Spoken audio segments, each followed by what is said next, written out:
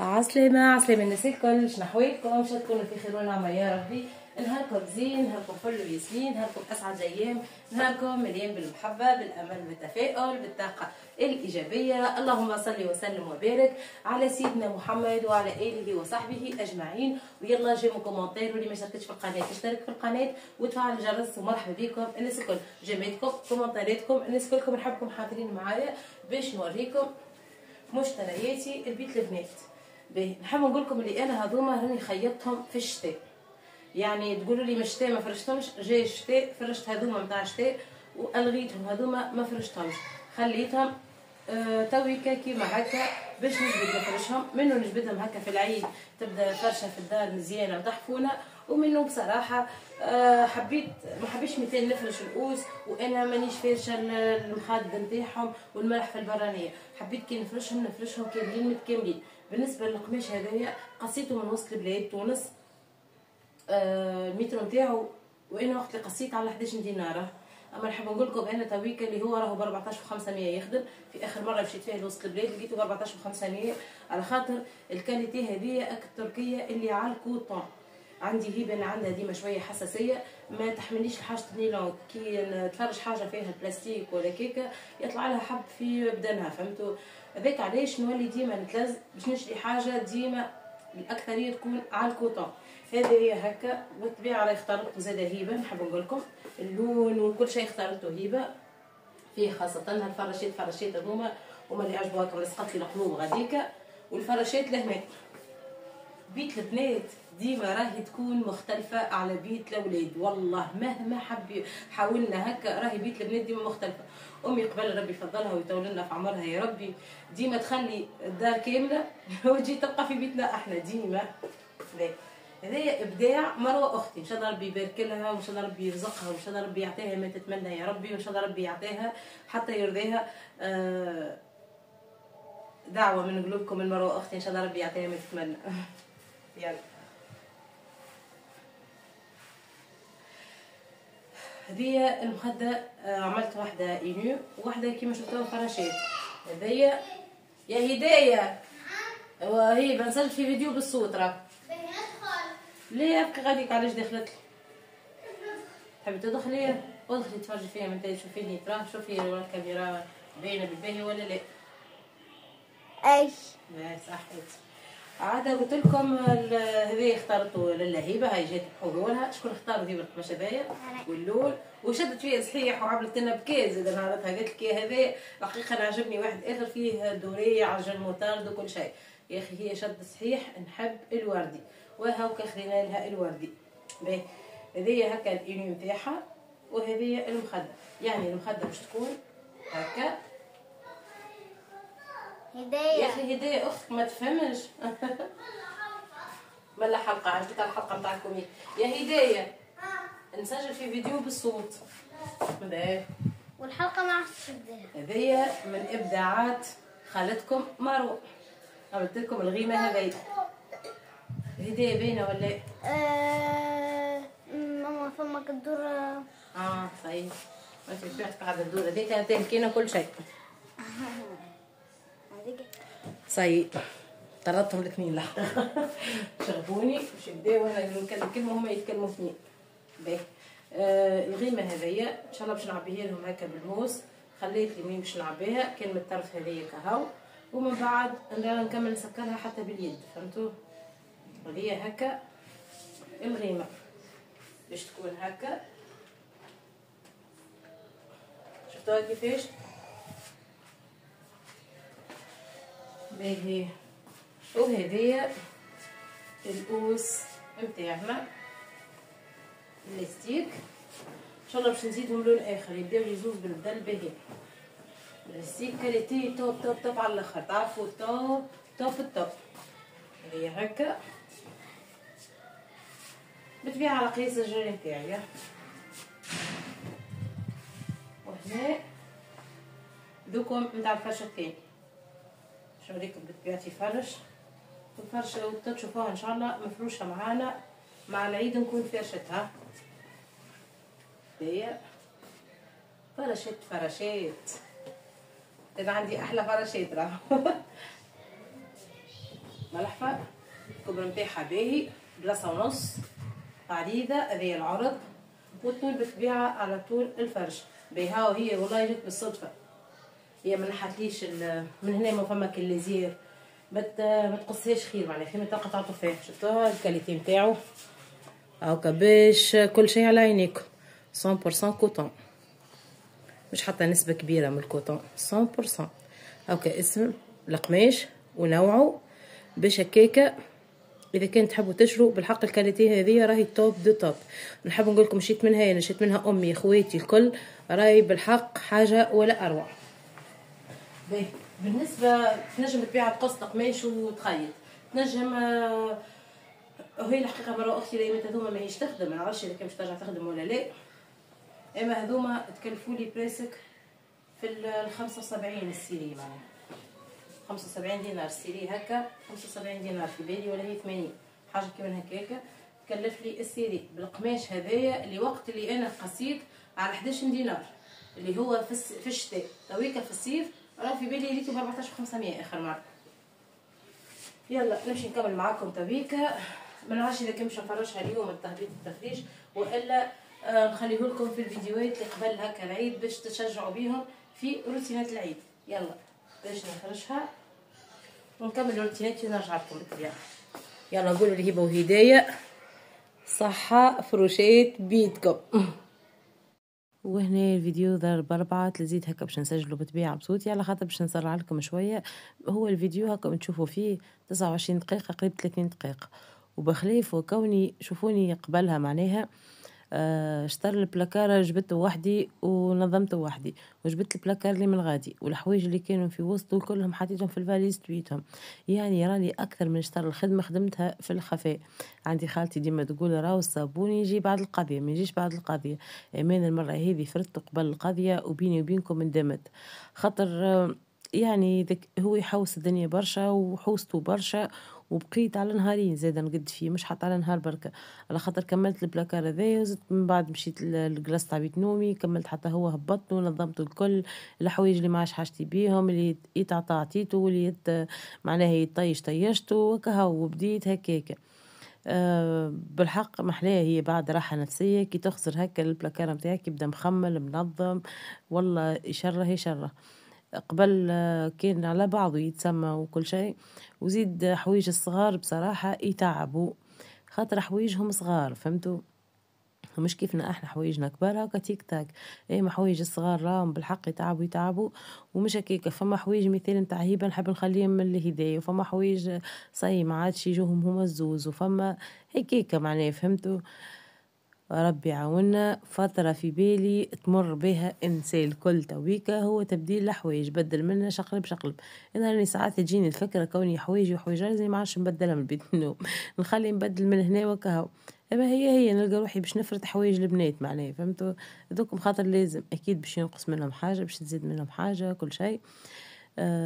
وصلتني هدية لبناتي كنت حابة نبارطاجيها معاكم. حطيت الكتاج الفوقاني ذاك بالكل حطيت فيه السواري، ومن بعد حطيت حوايج هبه حوايج هدايا، حطيت في الطاق قبل الاخر هذاك حوايج ربيع كيما نقولوا هكا وخريف، وفي الطاق الاخراني انا بطبيعتي حاطه شويه حاجات نتاعي معناها عندي مولونيكس وحديد وحاجات هكاك. عاد لإلي محمد رسول الله محليها بعد راحه نفسيه بعد ما كملتهم. الدنيا الكل كملت ما شاء الله، مازالت لي كانش على باش نسيق ونفرج معناه نسيقها ونفرشها الدنيا وكهو. استنيو فرش العيد على خاطر باقي انكور راني على الكيف. هيكا الفاليز هذي سعيد عبيت باش نمشي نحطها نخبيها. يلا وهني بعد ما كملتهم شوفوهم هنا حطيت هكا السواري، وهنا حطيت مخلط منه ومنه المهم هدايا، هنا هبه، وهنا هكا السراوي معناه اللي يتلبسوا في الربيع ولا في قرايه وكل شيء اللي نستحقهم في الخريف فهمتوا. يعني دبش صيف وخريف خليت هكاكا باش نبدا فاهمه روحي. هذوما حوايج البنات نحب نقول لكم هو ممكن صوت لكم 5 دقائق 6 دقائق يهبطوا لكم، اما راني نهار كامل فيهم. زدت كملت فرغت البلاكار هذايا هيكا حطيت كان شويه كبابة غاديك اكاهو، سينو مازلت ما كملتش. وهنا مازلتش نحط حوايج راجلي وحوايجي وكاهو ونبدا كملت. بالنسبه للبلاكار المشيره من هنا فيه لا اله الا الله محمد رسول الله، تفكروا معايا، فيه الغطاء ان شاء الله. باش نبعث الغطاء الكل نغسلو، ما نغسلوش في الدار الحقيقه، نحسو ياكل برشا ماء ونحسو ينضاف اكثر في البريسينغ الحقيقه. باش نبعثو يتغسل، اما مش اول الصيف، نبعثو يتغسل اخر الصيف باش هكاكا يبقى لي نظيف وريحته فايحه وقت اللي نجيب باش نستعملو ان شاء الله في الشتاء. حاجه وتهنيت منها تبيك باش نكمل نسكر هذايا، نكمل نطوي الحوايج نجيبهم مطويين وزيد هو وتهنيت منه. ومن بعد نعمل له الكل ليكا مسحه من برا، وهذاك البلاكار وتهنيت منه. مازال لي بيرو البنات والطابل دنوي زاده نتاعهم باش نكمل نفرتو. طابل دنوي هذاك والبيرو ان شاء الله تو تجي هبه تعملوها صاي. قالت تكمل تنظموا هي بيروها وهكاكا. بيت البنات عملتنا لها تنظيفه عميقه تشدها بالباهي بالباهي. يا سيدي اسمعوا عينه من حواراتي انا وهبه. هبه المدرسه ديك مازلتي حاجتك بها؟ نحب نخليها ديكور. تحب تخليها ديكور؟ باهي. الورقه ديك اللي ملصقتها في الجنب هذيك شنو هي ديك؟ ديكور زاده؟ باهي. كانت حاطت لنا في الباب ورقه هلاو معناها ديما مرحبا بينا هبه. باهي شنو هي اخر ترى؟ على فكره انا كملت راني الطابل دنوي نتاعي صايي فردته وحضرته حتى هو. وهي تويكا باش تكمل تخمل البيرو بالطبيعه باش يعزوا بها الكتب نتاعها الكل والكراسات نتاعها الكل وتصورها الكل. المدرسه هذيك من اول العمر قرات بها هيك تويكا باش تخليها ديكور. وبالطبيعه لله هبه تخمل لنا فك البيرو نتاعها وعازين بها دبشها. حبيت نوريكم لهنا الريدو هذايا ان شاء الله باش غسلته نحيته، هو كان محطوط مركب نحيته باش نفرشو تويكا مع البيت. باش نفرشو البيت نفرشو معاها الريدو نتاعها هذايا باش تولي كلها في الوالدية. تو هي الدنيا سخانة. تو هي الدنيا سخونة باش تفرشي حاجة في الوطا باش تسخن عليكم البيت. تبقى لكم هكا بلاش. ولا تعجبني انا منعرفش علاش نحبهم البيوت بلاش فرش من الوطا، نحبهم عزليس. نحبك هكاك الله غالب كل انسان كيفاش يحب. تعرفوا انا بيدي يجبد فيا نحبها بيت البنات، نحبها بيت البنات. وتعجبني القعده فيها بالطبيعه. تعجبني بيت البنات ونحبها القعده فيها وحلوه القعده فيها حلوه بالحق حلوه. ان شاء الله عاده فيها الصيف. نكملوا عندكم برشا مفاجآت راهو حكايه. نكمل الساعه هدايه نكمل الساعه نفرش بيت البنات ونصورها لكم بعد الفرش بالطبيعه وبعد ما نكملوها ونعطي لله هبه تعمل فيها تبخيره. ومن بعد ان شاء الله نستنى المفاجاه خاصه تبخيره. نستنى المفاجاه خاطر ان شاء الله المنشر هذايا البيت هذيا تعجبني على الاخر على خاطر شباكها يحل على البرا. ان شاء الله المنشر هذايا باش نخدموه الايامات الجايين بقدره ربي. نبارطاجي معاكم كيفاش كان وكيفاش ولا. يلا هذايا هكا الفيديو. ان شاء الله نكلموا شكون يجي يركبه لنا من غير ما تسموا حتى اسم. ان شاء الله يجي يركبه لنا اليوم كان هديه ربي والرحمن الرحيم. ونكملوا نفرشوها بقدرة ربي الليلة وغدوة الحي الصباح نسيقها وكهو. اكيد نكمل معكم الروتين. يلا استنوني في فرش العيد. ورجعت لكم باش نكمل معكم عاد بقية الفيديو لهنا. باش نكمل معكم بقية نهاري وبقية روتين نهاري. راهو ما شاء الله نهاري طويل وعريض بالحق. يعطينا الصحة نساء والله يعطينا الصحة على المجهود اللي باقيين نعملو فيه. قصيت على الصابون هذيك راهو طويان الجلاس وكل شيء راني نقص عليه 1000 مرة على خاطر من بعد لقيت روحي بصراحة كملت تتويج في الليل في الخفاء ما صورتش خاطر في الليل كيما تشوفوا فيا حبيت لكم هكا تصويرة واضحة في النهار. مي انا راهو كيما شفتوني شطر البلاكار نتاع البنات راني نظمته يتسمى قبلها بليلة ومن بعدها في الليل زاد كملت البارتي الاخرى باش نحيت الحوايج نتاع الشتاء من الجلاس بيت نومي وحطيتهم غاديكا فهمتوا يعني. فما وراه هذاك الكل فما برشا خفايا فهمتوا. وجيت لهنا فما حاجات بركه ما تستناليش كيما مثال هبه بنتي عندها حفله حضرت لها سترونات حضرت لها جاتو دانات. عندي فطوري لازمته يتيبو يحضر. فما حاجات لازمتك بالطبيعه تبجلها على طويين الصابون هيك هاو طويين الصابون هذيك بعد ما تكمل تركح الدنيا لازمتك ترجع للصابون هيك معناها فهمتوا. دوره وعكله. حسيلو كملت حضرت ستروناد، ما كملتش صورت بقية الستروناد اللي حضرته، والجاتو زادا كملت جاتو دانيت، خاطر في الاخر والله تعبت تعرفوا، خاصة الروتين هذا تعبت فيه برشا برشا، خاطر على نهارين معناها فهمتوا، وين هذاك المقرص وهذاك المعجون. هكا حطيت لهنا باش نحط نعمل هكا كعبة جاتو دانيت، حطيت حار عظم، يا حبذا تكون بدرجة حرارة الغرفة باش نركضها مع 2.5 دانيت. الكيلة متاعنا بيخلينا ساعة متفاهمين اللي هي الكيلة متاعنا هي كعبة الدانيت مع 2.5 دانيت ورشة ملح، تركضهم حتى لين يبيض معاك الخليط. هنا جاتو الدانيت هذايا راهو باش ينجح لك هكا كيما تحب وتشتهي، لازم تركض بالباه، مش حتى لين يذوب السكر هكا هاو، لا لازمتك حتى كي مش تركض بيدك اركض بالباه. كان عندك الباتور بالطبيعة راهي تسهل عليك ياسر، ما عندكش الباتور اركض بيدك ولا يهمك. هكا حطيت البولة ذي عجبتني على فكرة، تعرفوا نحط فيها الحاجة تشوفوا من بعد الكاكاو والكل ما يبداش مغبغب الدنيا الكل، هكا حد وحد البولة ذي كاكاو. عجبني المرة اللي فاتت خدمت فيه الكريم جات طيارة، والمرة هذي خدمت فيها الجاتو هذايا جات طيارة، لا ما عادش باش نسيب حتى لين يبيض الخليط، شفتوه كيكة بياض تبيكا باش نجي نحط لها 1.5 دانيت زيت نباتي، لو تنجموا تحطوا فيها زيت زيتون اما لا ننصحكمش تجيكم قوي، زيت النباتي ابن واخف. 1.5 زيت كامل نصبهم،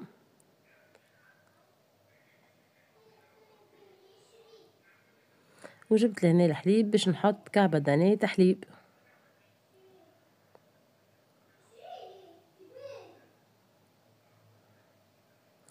ونركضهم حتى لين يجانس معنا الخليط. تويكا باش نجي نزيدها الكاكاو والفرينة. بالنسبة للكاكاو باش نحط كعبة دانيت كاكاو، وبالنسبة للفرينة 3.5 فرينة، 3.5 كيلة متاعنا هي كعبة الدانيت، ومعاهم باكو خميرة متاع حلويات، وبالطبيعة باش نزيدو كعبة الدانيت بتاعنا. باهي بالنسبة للدانيت راني عندي في الدار فما شكون جاب حذانا جاب في يده العصير والدانيت معناها، وذيك من الحاجات اللي شجعتني كوني باش نعمل جاتو الدانيت، كونها الدانيت عندي في الدار.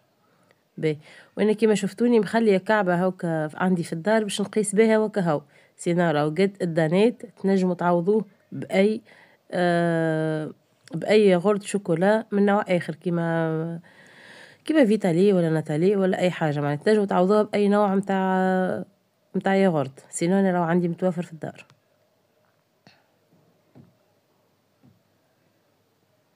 اكيد مانيش باش نشرط على العباد شنيا تجيب وشنيا ما تجيبش، اللي جاب حاجه ياكل منفوح. وليت وتشجعت باش نعمل هيك جاتو دانيت، قلت يلا انا بطبيعتي عندي برشا عليا، انا نتسمى من برشا بالحق عندي برشا ما قديتوش جاتو دانيت، عندي برشا عليه برسك ملي ما عادش نشري في الدانيت ما عادش نعمل فيه اما كي تويتي فرصه تبدا عندي الدانيت هاكا نعمل. اما راهو عادي بدلت مره معاكم وقديتها بالفيتالي في بالي ولا هي ناتالي وجيت بنينه وناجحه 1000%، اما بركة راني بقيت نقيس بكعبة الدانيت القياس بقيت نقيس بها هي، ديما مخليه كعبة عندي غسلتها منظفتها ومخليتها متاع قياس معناه، وان شاء الله تنقيسها كعبة الدانيت قداش تهز في البيشي ولا في حاجة ونولي نقيس بها هي. هيك هاو شوفوا كيفاش لهنا شفتوا ما تخليهوش يخرج هاك برشا معناها، راني مستانسة صدقوني نقولكم الغاز الرخامة الفايونس الكل يتمسخ لي بالكاكاو، شوفوا كيفاش الغطاء هذاك، وراهو صحيح اللي عندي انا لهنا توبروير وكل، اما راهي موجودة في حتى في عزيزة شفتهم الغطيان هذوما معناها. بالطبيعة كل حاجة نكمل منها نرجعها لبلاصتها باش ما تغلبنيش الدنيا. جيت لهنا دهنتك الطبيق متاعي بالزيت والفرينة، وهنا صدقوني نطيب لك 1000 خبزة جاتو وما تكيدنيش وما تجهمش عليا وعادي في الماء عادي، ما ندهن الزيت والفرينة يا ميمتي قداش نكره تعرفوا قبل حتى في دارنا كي نطيب لهم كعبة كيك ولا حاجة يدهنوا لي الطبق، نقول لهم اكا هو ما تعملوا لي حتى شيء، تويكا هنا ولينا بالفوشة ما قبل بيدنا لا فوشة لا حتى شيء معناها فهمتوا، اما تو ابرك ولدت بالفوشة دهنوا لي الطبق، ديما مشكلتي طبق انا دهنين الطبق. هكا هاو صبيت لهناك الجاتو متاعي باش نحطها تيب على 180 درجة في الرف الوسطاني، نحط لها ملوطة هكا هاو حتى لين تطلع وتبدا تشد هكا في روحها وتبدا تشم هكا في ريحتها في الكوجينة. وقتها شعل لها الفرن الفوقانية وخليها تاخذ لون مزيان، وهكاك تكون عندك ابن جاتو دانيت في كي تونس. هي راهي تسميت جاتو دانيت على خاطر القياس متاعها الكل بكعبة الدانيت، فهمتوا؟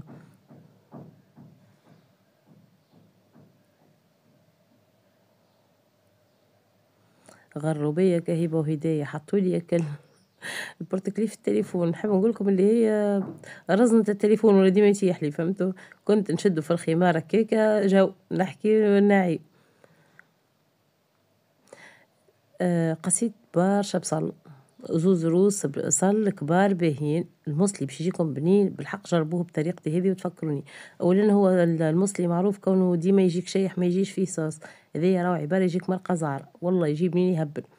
حطيت له زوز روس بصل كبار، وحطيت الدجاج غسلته بالملح والقارص، وحطيت فيهم شويه ملح كي جيت نحط في ملح وفلفل اكحل وبصل والدجاج متاعي، وخليتهم على نار هاديه. جيت لهنا حطيت هذايا الماء، حطيت فيه كركم وملح، وباش نحط نصمت فيه البطاطا. البطاطا نحبها مصموطه في الماء والملح، ومن بعد نقليها في الزيت هكاكا تجيني بنينه تهب. وهكاكا المصلي نتاعك يجيك خاطر ويجيك فيه الماء. كابت الدانيت هذيك هكا حضرت صغير راني مغطيتها ورا واضح. جيت لهنا هاكا حطيت مرقته بالماء. بعد ما شفتوه الدجاج كي تقرصوه يتقرص، هذاك باش تعرفوا البصل ذبال اقصى درجة. وقتها جيت مرقته بالماء، وماذا بيكم الكركم تحطوه على الماء البارد، ما تحطوهوش على الماء السخون. حطيت مغرفة وشوية كركم، وباش نخليه لين يغلى، ومن بعد باش نزيدو المكونات الاخرين. هذيك عملت الجاتو حبيت نوريها لكم بعد ما خرجتها من الفور. نرجع نغطيها بالمنديلة حتى لين نفضلها شوية اخر، نكمل نزينها خاطر هما الحفلة متاعهم العشية. جيب ربي عندي الوقت معناه. جيت لهنا بعد ما غليت الماء حطيت الثوم اللي رحيته مع التابل وكروية. بحليها هي الحفلة، تعرفوا روحت هي بنتي قلت لي يا أمي أحسن حفلة في حياتي. عجبتهم على الآخر الصغار، قديش يفرحوا بالحاجات هذي. أنا عودتهم كوني في كل مرة ينجحوا فيها في آخر العام المحل كي ياخذوا الكارنيات نهار 27 ولا 29 ولا 30 اللي هو جوان، نعمل لهم حفلة صغيرة للصغار الكل، نلمهم لهنا وهكا، ونعمل لهم جاتو دانيت الأكثرية على خاطر نعرف الصغار الكل يعشقوا الشوكولاتة. فديما نعمل لهم هكا الجاتو هذا ومعاهم العصير وهكا، ونحط لهم يبدو يلعبوا في الألعاب متاع الكراسي ولا غير. بالحق ممنوع كوني باش نعدي الصغار، ما كانش راكم شفتوهم عديت لكم كيفاش على الأقل يلعبوا حتى من غير وجه ويفرحوا بها الصغار. وهي نحب نقول لكم اللي تبدا تعدي في الدورات معناها في الجمعتين الاخرين تقولي امي باش تعمل لنا الحفله، ما امي باش تعمل لنا الحفله معناها حتى هي تبدا تستنى فيها، فهمتوا؟ مش كاننا كهو. وانا والله نحبها زاد لما هذيك اول عام عملتها، فهمتوا؟ خرجت لبرا في بالهمش الصغار، لقيتهم يلعبوا لبرا في الشارع وقلت لهم هاي ايجوا. ما خليت باب الدار محلول وكل شيء. عندي جارتي تقول لي يا بوني راني انا قلت صغارنا الكل تخطفوا تخطفوا مره واحده خاطر خرجت باش تشوف مثال بنتها ما لقيتهاش، فهمتوا؟ قلت لي لين عاده نسمع في الحس بحذاك انتي، قلت هذه باز عامله من عمايل منى. قلت لها وهذيك هي فعلا اختفتهم لكم الكل. جيت لهناك البطاطا بعد ما صبتها في الماء والملح والكركم باش نقليها في الزيت، من بعد نزين بها الصحن. هنا ذوبت شوكولاتة 100 جرام شوكولاتة في بريسك كيكة 30 ملي حليب، تنجموا تعوضوا الحليب بالزيت. وباش نجي نقصها هذه قصيتها على 18 نترونش، اما نحب نقول لكم راهم ترونشيت يتسميو كبار، تنجموا تقصوها اقل على خاطر هي راهي عاليه، هاكم تشوفوها معايا من داخل راهي عاليه. وبالنسبه للشوكولاته كما تعرفوها معشوقة الجماهير، الصغار كلها تحبها ورا حتى الكبار يحبوها الشوكولاتة، بين الحقيقة مانيش من عشاقها برشا. الشوكولاتة نحبها شوكولاتة، أما حاجة بالشوكولاتة لا. خبيت لهم هالحلوى هذي قلت خلينا نزينها لهم هيبة، قلت لها نزينها لكم بكعبات جوزة ولا لوز ولا الحلوى هذي. الحلوى يا ماما الحلوى بربي يا ماما الحلوى. معناها باش تعرفوا الصغار كيفاش معناها الحلوى تخيرها على الفاكهة، الحلوى تخيرها على الفاكهة. برا قلت يلا اليوم خلينا ناخذ بخاطرها ونزينها حتى هي بالحلوى كهو. كهو البطاطا متاعي طابت وكل مقلي المصلي متاعنا رميت له الطماطم بكري ريتوني اكيد ريتوني راهو خاطر انا يمكن ما قلت لكمش اما ريتوني نتوما. رميت له كعبتين طماطم ورميت له وريقتين رند، نحب وانا بالرند المصلي. وطرف طويكة جاية والدنيا سيف باش تحل في الماكلة. انا هيبة وهدايا حاولوا فيا عندها من نهارين يحبوا على المرقة الصفراء، وهاني عملتها لهم. هيبة البارحة قالت لي امي عود طيب هنا كل يوم حتى لين نكرهوا المصلي ما عادش نولوا نحبوه، اللي ما عجبهم وجابني. الصغار تحب هكا البطاطا المقلية مع يزيد هو أصغر هكا هو معناه حاجة خفيفة صيافي تعمل كيف.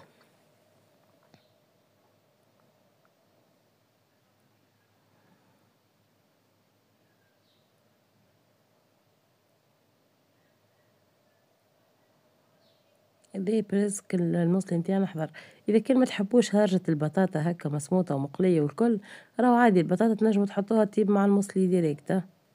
أما بصراحة بالطريقة هذه خير باش بعد ما تشربلكش هكا الصوص متاع المقلي تبقى عندك صوص. خرجت كجينات الفلفل هذيك كعبة الدانات بتاعي حاضرة كهو. كملت لهنا راني الفطور عاودت رجعت مشيت لبيت هبة وهدايا. بديت نجبد فيها كهو بشوي بشوي كل مرة حاجة، مرة الصالة مرة بيت البنات مرة بيت القعاد باش نبدا عاد نجبد فيها الدنيا كلها. خاطر في العيد بقدرة ربي مقررة قررت بعدين فكرت اني باش الحوسة الكل باش نعملها لبرا، مانيش ندخل حوسة وهرج الداخل يتسمى، تبقى لي الدنيا كلها نظيفة. على الأقل نعدي كجميعة العيد اللي هي كيف في العلوش ما نتلاش بحاجة أخرى. خاطر بعد العيد إن شاء الله عندكم مفاجآت.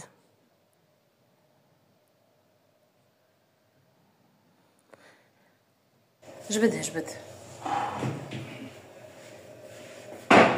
يلا. وهذه هكا المصلي وهذا كعبات الدانات اللي باش نحطها في الباكوت تاعها.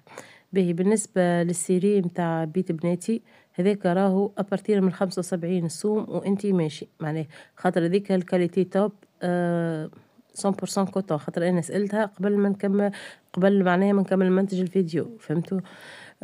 وفما اذا كنت نجم تطيح في الكاليتي راهو يتيح لك حتى ل50 يتيح لك ل45 يتيح لك حتى ل40 اذا كان تطيح الكاليتي متاع القماش. راهو تنجم تعملوا حتى ب25,000 بك القماش متاع 4000 و5000. اما ذيك راهو نيلون عبارة فرشة بلاستيك مش فرشة ملحفة. ما كانش هذيك كيما شفتوها هكا على عينيكم 100% كوطون. هذاك القماش هو في روحه غالي معناه فهمتوا، مش راهو هو يتكلف لك على خاطر القماش غالي مش على خاطر مثال نحب نغلي عليكم ولا لا لا، هو غالي على خاطر قماشه غالي خاطر كاليتيتو باهي. وبالطبيعة راهي الحاجة تحكي على روحها. أقسم بالله أنا ما فماش واحد شافهم السيري هذيك متاع البناتي ويقول لي هب المحلاه معناها عجبهم برشا بالحق عجبهم حتى على المباشر عجبهم بالباهي بالباهي. ما يتقارنوش هما متاع السوق ما يتقارنوش راهو ما تنجمش تقارنها ما تنجمش تقارن حاجة كيما ما تنجمش هذيك هي ما تنجمش. كيما مثال أو مثال باش نشري أنا شوكولاتة شو نرجع للحلو كل واحد ودومينو زايد. نجم نقارن الباتا غلاس بالشوكولا كوفرتير ما نجمش السوم نتاعها تريبل ولا فهمت ما تنجمش تقارنها. أكثر واحدة ب8,000 والأخرى ب40,000 يعني شوفوا الفرق بيناتهم. هذيك هي حتى هو القماش هذيك هيك معناه يا تختار. أنا الحقيقة حتى نرجح الأقل شوية باهي زاد اللي السيري يتكلف لك في الزون متاع 50 باهي زاد هذاك القماش ليه 80% كوطون. يلا إذا كان وصلتوا حتى لهنا قولوا لي موني دانات وإلا موني عندكم يا إما موني دانات وإلا موني فروشات كما تحب ولا اكتبوهم لي زوز. ويلا دمتم في رعاية وحفظ الله إن شاء الله ربي يحفظكم إن شاء الله ربي يستركم إن شاء الله ربي يحمي بلادنا ويحفظها من كل سوء إن شاء الله ربي يحفظنا ويحفظكم فوق الأرض وتحت الأرض ويوم العرض يا ربي. بسلامة إلى اللقاء في فيديو قادم إن شاء الله حتى نكمل نرك حاجة وذا الساعة. يلا نهاركم زين، نهاركم طيب، ونهاركم أسعد الأيام الناس الكل بسلامة. باي باي.